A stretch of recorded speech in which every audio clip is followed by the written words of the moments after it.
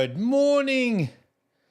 It's always great to have you here, and thank you very much for being here.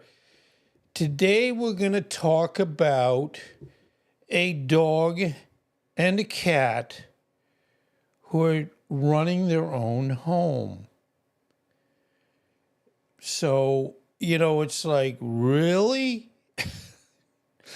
It's like, thank goodness in YouTube land, you can kind of do different things that you would like to see happen or even could happen. So today we're talking about Whiskers and Buddy, who was with a nice elderly lady in the small home, and she passed away. And they decided they were going to do their best to maintain and stay in the home.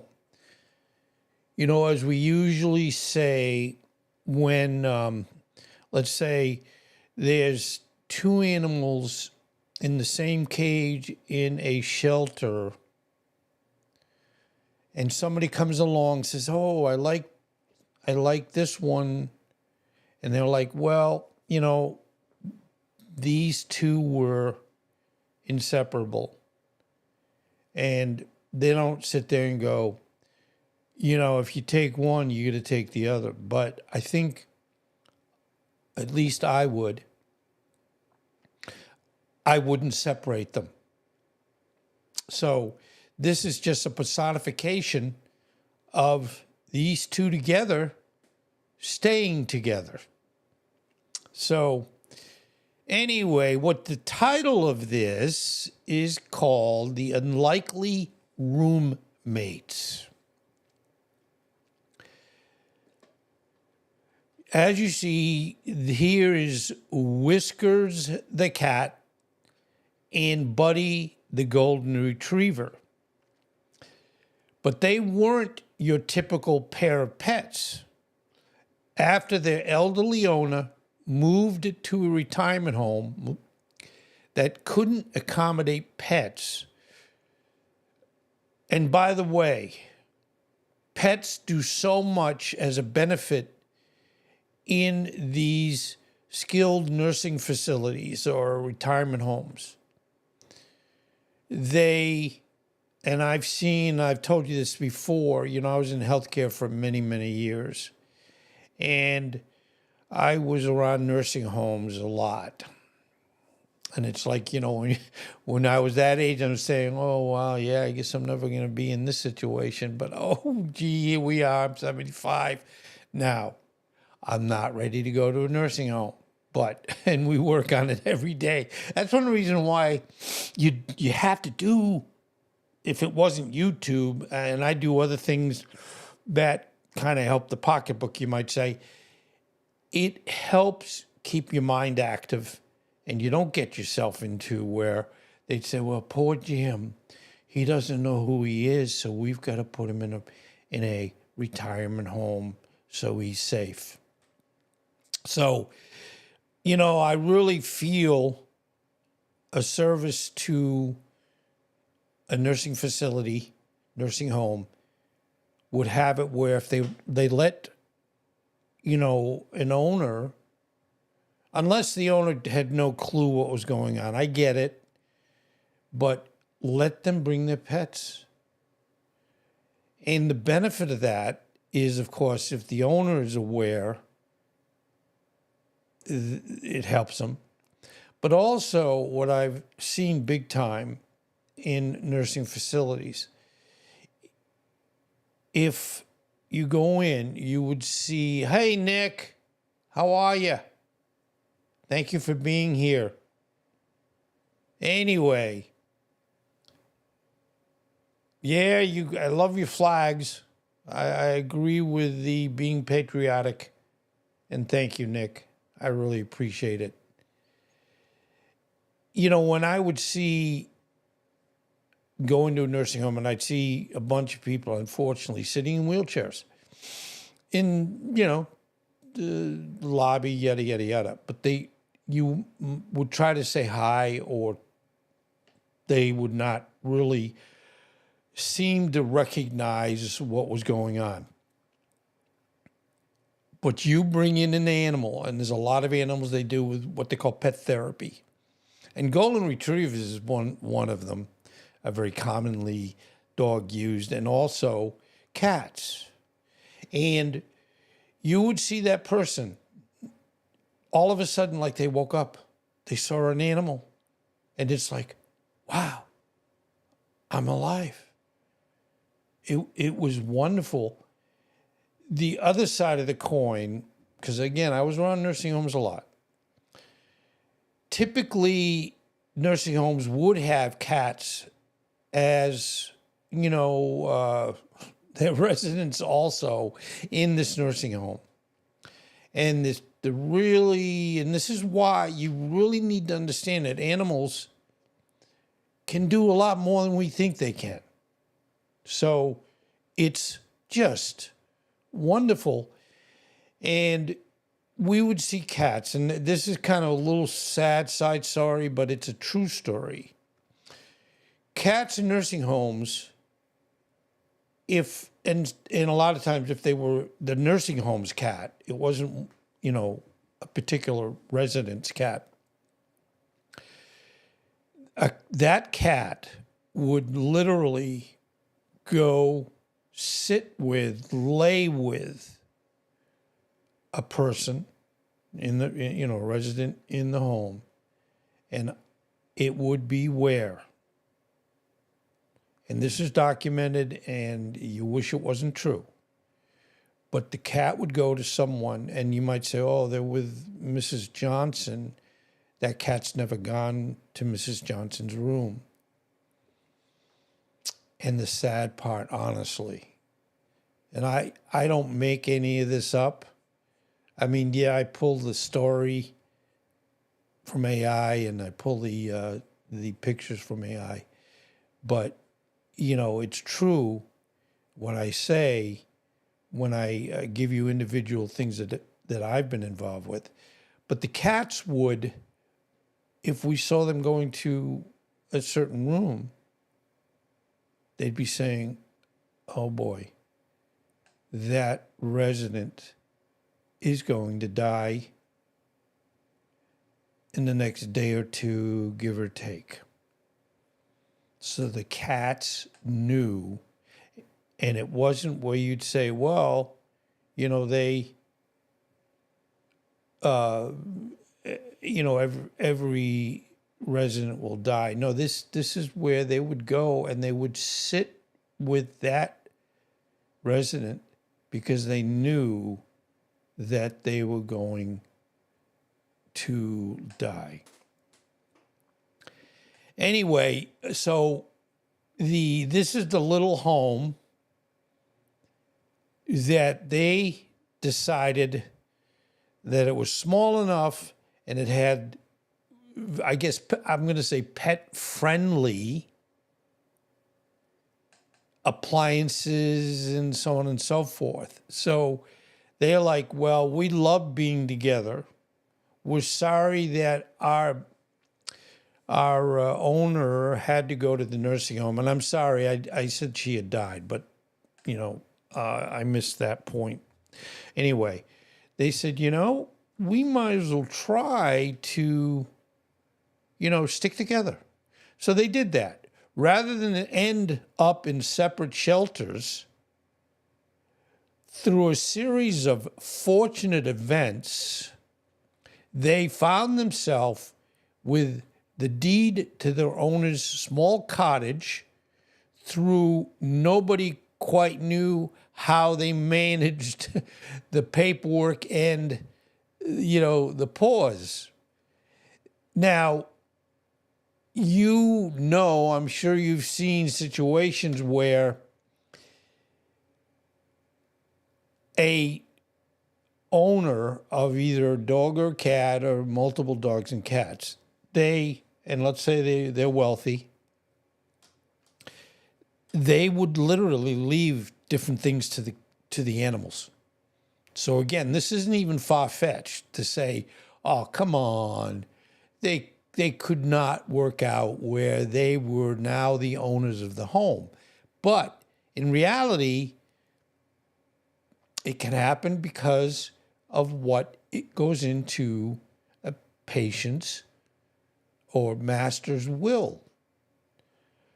So life as an independent pet had its challenges, but they made it work brilliantly. Now, I always feel that dogs are smarter than and cats, and horses, and anything else you want to put in the blank, but they are smarter than we give them credit for. And some would say, oh, come on, they can't do this. Well, they could, but they would have to be trained to do it. But they can learn just about anything. And anyway, back to how well they did in the home. Buddy had figured out how to use his nose to operate the automatic pet food dispenser their owner had installed, while Whiskers was an expert at turning on the water fountain with a well-timed paw press. Now, as you can see, the way this is designed, that could happen. You could train an animal to literally push down on the top of that faucet, and we have water. So a good, well-timed paw press, and they were having as much water as they needed. They maintained their daily routines with impressive ingenuity. And, speaking about ingenuity, when you're still mentally okay, and thank goodness I'm not 100% all the time, but I love figuring things out. I love fixing things. And again, this all helps to try to maintain your cognition so that you can enjoy every day. Every morning, Whiskers would wake up first, stretching leisurely on the windowsill while watching the birds. She'd then wake Buddy by gently batting at his tail. Buddy, ever the responsible one, would check all the doors and windows, his morning patrol bringing him comfort in knowing their home was secure. Their division of labor was impeccable. Buddy kept the garden tidy by digging up weeds and sometimes some flowers, but Whiskers pretended not to notice. And that's kind of how, if your wife does something or your husband does something and you say, but you kind of say, well, I'm just going to look the other way. Because we all have our, how would you say, pet peeves, routines. And for you young people watching this, like I'm sure Nick is young, this is what you've got to look forward to anyway.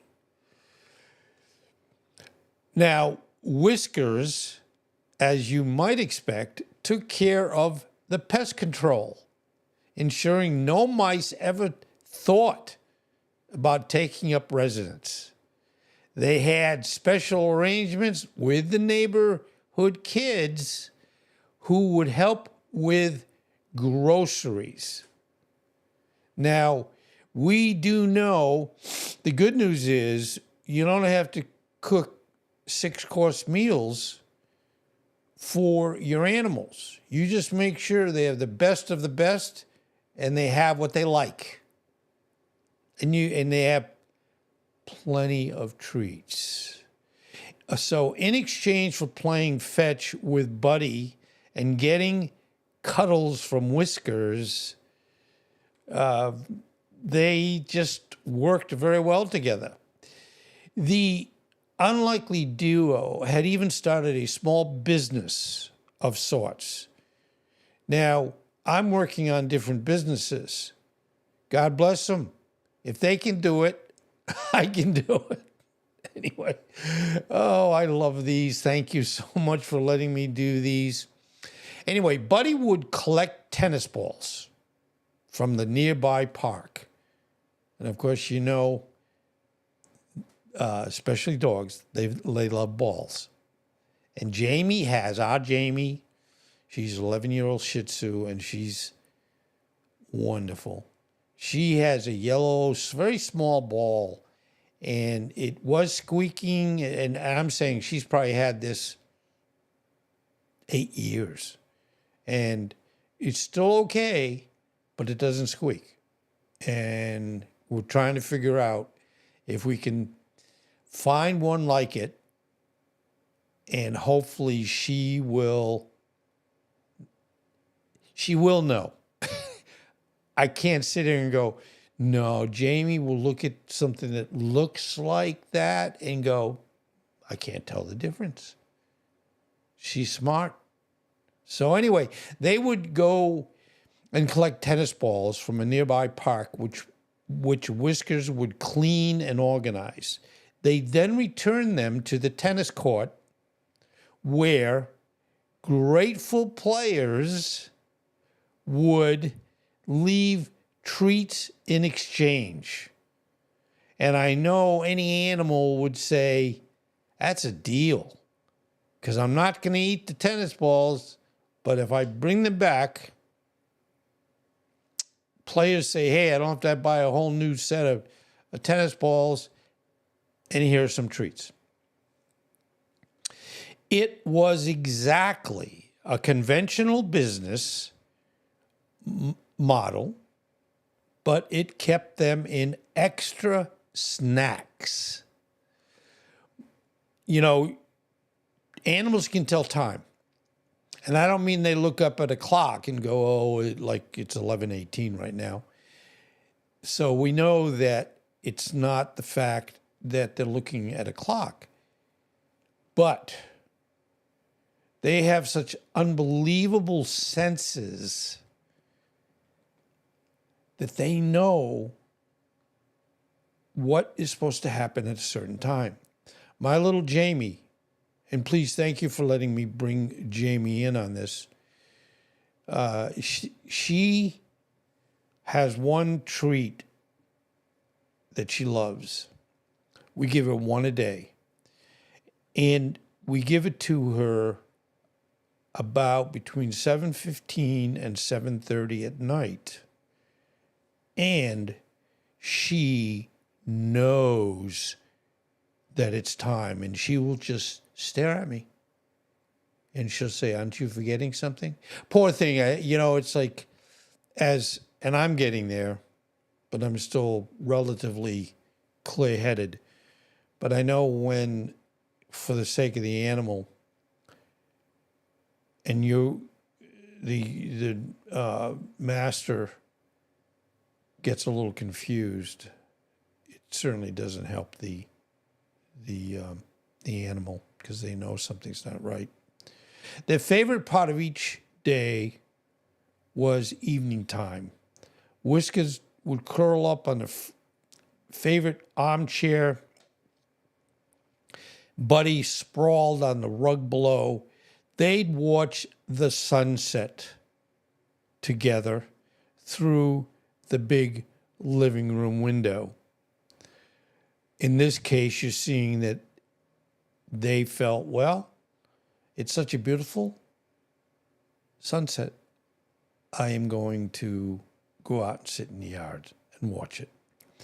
Buddy's tail thumping contentedly while Whiskers purred. Sometimes they'd reminisce about their former owner, grateful for the life skills she taught them and the home she left in their care. Now, when you see, let's say, someone that is disabled and they need help doing different things,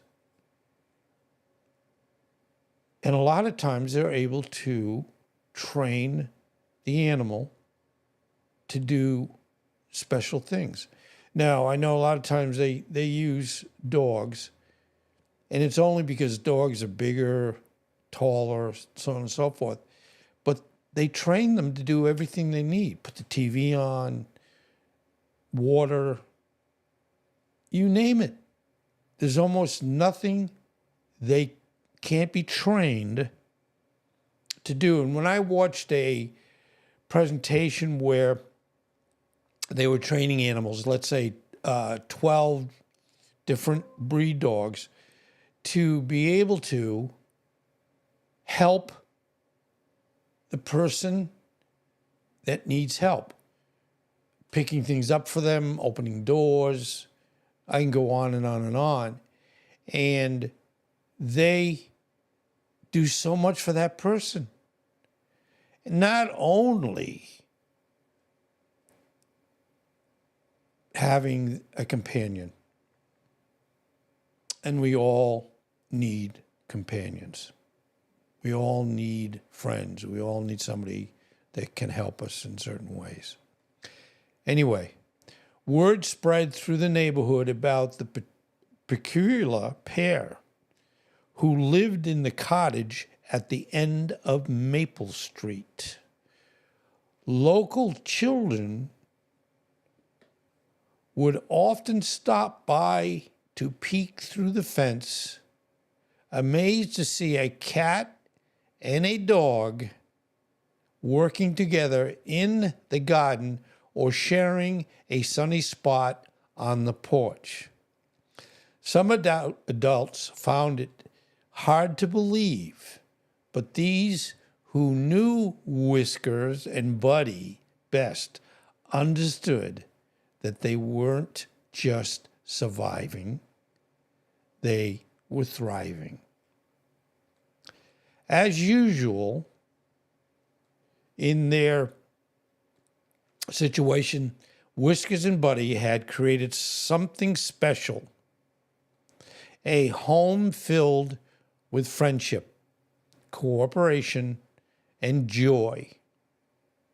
They proved that family isn't always conventional, and that with creativity, teamwork, and a bit of luck, you can make any situation work, even if you're a cat and a dog managing on your own.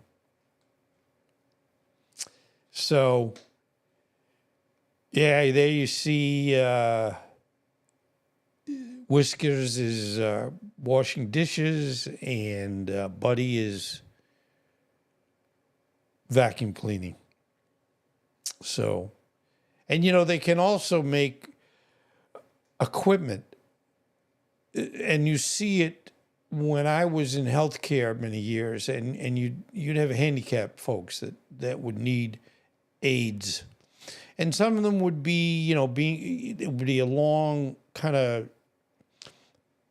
pole, not very heavy, but it would have a thing in the end that would, have it where it, clasps down if they needed to pick something up or go around a glass.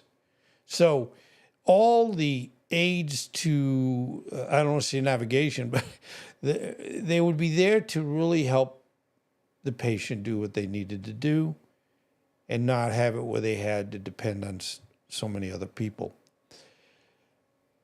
I've enjoyed this today. What I try to do the night before is I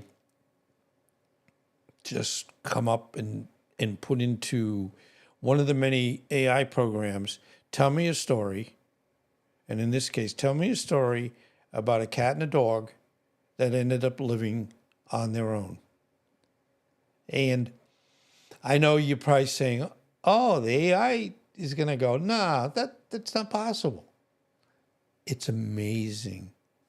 It's possible. And here are the particular details of this wonderful action, wonderful friendship, and love. By the way, one little side note. As we are in this world, we see so many sad things. And I really wish we could do more to stop these things. And I just have to say that I pray for all the people in the Los Angeles area for what has happened to them. The only thing I can say, and the last thing I'll say, is as long as they survive. And last night I saw with Anderson Cooper on CNN that there was a family that was very animal oriented, and they had in their hands, besides the children, they had a cat and a dog. And I think the wife was a veterinarian, but I'm not sure on that, that they had brought in something like 41 animals to make sure that they were okay and that they would have a future. If our house caught on fire, my wife, of course, extremely, amazingly good and important, but also Jamie. So we would make sure we would have her with us. And I have said many times, even if I was homeless, I would still have Jamie with me in, let's say, in a car. If some people, some people live in their car, they live in their cars because they're unfortunate at that point. So anyway, thank you very, very much for being here and allowing me to go off on funny, unusual stories. And it just makes it very, very much fun. So take care. Thank you very, very much again.